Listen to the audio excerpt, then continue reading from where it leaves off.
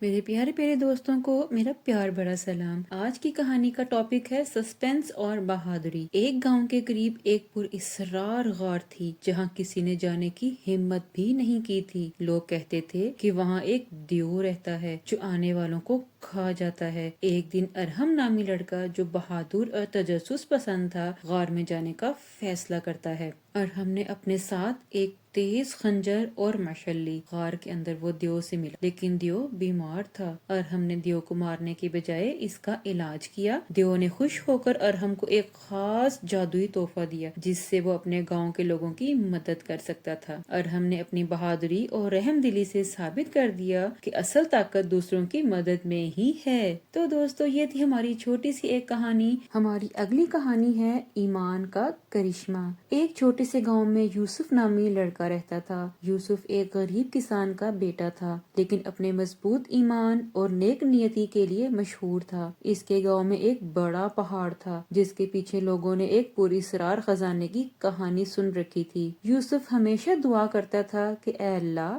اسے کوئی راستہ دکھائے تاکہ وہ اپنے والدین کی مدد کر سکے۔ ایک رات یوسف نے خواب میں ایک بوڑھے شخص کو دیکھا جس نے اسے پہاڑ کے پیچھے جانے کا اشارہ دیا۔ اگلی صبح وہ اپنے والدین سے اجازت لے کر سفر پر روانہ ہوا۔ راستے میں اسے ایک فقیر ملا جس نے کہا اگر تمہیں خزانہ چاہیے تو پہلے اپنے ایمان کا امتحان دینا ہوگا۔ یوسف نے فقیر سے وعدہ کیا کہ وہ کبھی جھوٹ، دھوکہ یا لالچ سے کام نہیں لے گا۔ پہاڑ کے پیچھے پہنچنے پر یوسف نے دیکھا کہ وہاں ایک دروازہ ہے لیکن دروازہ تبھی کھل سکتا ہے جب دل صاف اور نیت خالص ہو۔ یوسف نے اللہ کا نام لیا اور دروازہ کھل گیا۔ اندر ایک چھوٹا سا صندوق تھا جس میں ایک خط اور کچھ سونے کے سکے تھے۔ خط میں لکھا تھا یہ خزانہ تمہارے ایمان کا انعام ہے لیکن اسے گاؤں کی فلاح کے لیے استعمال کرنا۔ یوسف نے وہ خزانہ گاؤں کے لوگوں کی بہتری کے لیے استعمال کیا اور سب کو اللہ پر یقین رکھنے کا سبق دیا۔ ہماری اگلی کہانی ہے بہادر عائشہ کی کہانی۔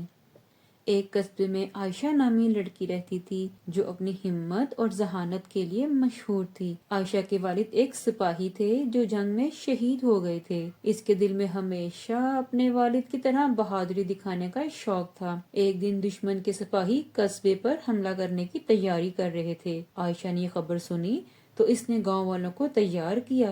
عائشہ نے ایک ہوشیار منصوبہ بنایا اور دشمن کو گاؤں میں داخل ہونے سے پہلے ہی روک دیا۔ وہ اور گاؤں والے پہاڑی راستوں میں چھپ گئے اور جیسے ہی دشمن وہاں پہنچا عائشہ نے اپنی قیادت سے انہیں گھیر لیا۔ دشمن کے سپاہی عائشہ کی ذہانت اور گاؤں والوں کی یکجہتی کے سامنے شکست کھا گئے۔ عائشہ کی بہادری کو سب نے سراہا اور گاؤں والوں کے سامنے عائشہ ہیرو بن گئی۔ ہماری اگلی کہانی ہے چالاک لومڑی اور سچائی کا سبق۔ ایک جنگل میں ایک لومڑی رہتی تھی جو بہت چالاک تھی۔ وہ ہمیشہ دوسرے جانوروں کو دھوکہ دیتی اور ان سے کھانا چھین کر کھا لیتی تھی۔ ایک دن اس نے جنگل کے بادشاہ شیر کو بھی دھوکہ دینے کا فیصلہ کیا۔ لومڑی نے شیر سے کہا میں نے ایک جگہ خزانہ دیکھا ہے لیکن اسے نکالنے کے لیے مجھے آپ کی مدد چاہیے۔ شیر لالچ میں آ گیا اور لومڑی کے ساتھ چل پڑا۔ راستے میں ایک بوڑھا بندر ملا جس نے شیر کو خبردار کیا یہ لومڑی ہمیشہ دھوکہ دیتی ہے، اس کی بات پر بھروسہ مت کرو۔ لیکن شیر نے اس کی بات نہ مانی۔ لومڑی نے شیر کو ایک جال کے قریب لے جا کر کہا کہ خزانہ یہاں چھپا ہوا ہے۔ جیسے ہی شیر نے کھودنا شروع کیا وہ جال میں پھنس گیا۔ لومڑی بھاگنے لگی لیکن راستے میں وہ ایک گڑھے میں گر گئی۔ بندر نے شیر کو آزاد کیا اور لومڑی کو سبق سکھانے کے لیے گڑھے میں ہی چھوڑ دیا۔ لومڑی نے وعدہ کیا کہ وہ آئندہ کبھی کسی کو دھوکہ نہیں دے گی۔ تو پیارے پیارے سے دوستو ہمیں دوسروں کو دھوکہ نہیں دینا چاہیے۔ اگر ابھی تک آپ نے میرا چینل سبسکرائب نہیں کیا تو لازمی سے کر لیجئے۔ ہماری اگلی کہانی ہے اڑنے والا صندوق۔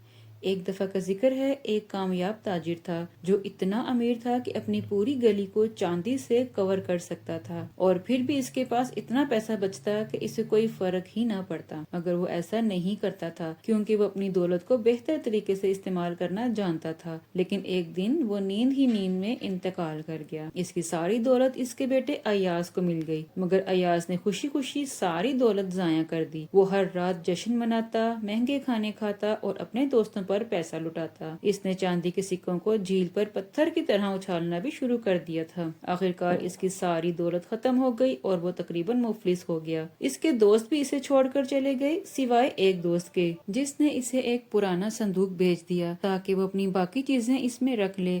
ایاز کے پاس کچھ بھی نہیں تھا، اس لیے وہ خود ہی اس صندوق میں بیٹھ گیا، لیکن یہ کوئی عام صندوق نہیں تھا۔ جیسے ہی وہ اس میں بیٹھا، صندوق اڑنے لگا اور اسے ترکی لے گیا۔ ایاز نے صندوق جنگل میں چھپایا اور شہر کی طرف روانہ ہو گیا۔ وہاں اسے معلوم ہوا کہ ایک شاندار محل میں سلطان کی بیٹی رہتی ہے جو بہت خوبصورت تھی، لیکن کسی کو بھی اس کو دیکھنے کی اجازت نہیں تھی کیونکہ ایک پیش گوئی کے مطابق اگر وہ محبت میں مبتلا ہوئی تو برا انجام ہوگا۔ ایاز نے صندوق کے ذریعے محل کے اوپر والے کمرے میں داخل ہو کر شہزادی سے ملاقات کی۔ اس نے خود کو ایک دیوتا بتایا جو بادلوں سے آیا تھا۔ شہزادی اس سے متاثر ہوئی اور اس نے ایاز سے کہانی سنانے کو کہا۔ ایاز نے اسے دلکش کہانیاں سنائیں اور اپنے خوبصورت الفاظ سے اس کا دل جیت لیا۔ شہزادی نے اسے شادی کے لیے حامی بھر لی اور کہا کہ وہ اس کے والدین کے سامنے ایک کہانی سنائے کیونکہ ان کی مرضی بھی ضروری ہے۔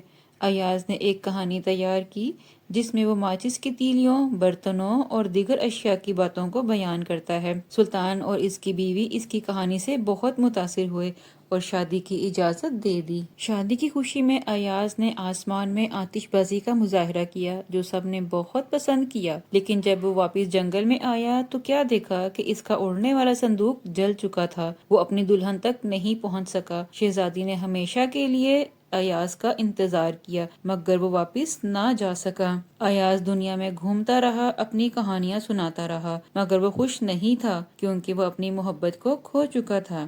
یہ کہانی ہمیں سکھاتی ہے کہ دانش مندی اور ذمہ داری کے بغیر نہ تو دولت قائم رہتی ہے اور نہ ہی خوشی۔ آئی ہوپ آپ کو آج کی سٹوریز پسند آئی ہوں گی۔ Like, share and subscribe for more videos.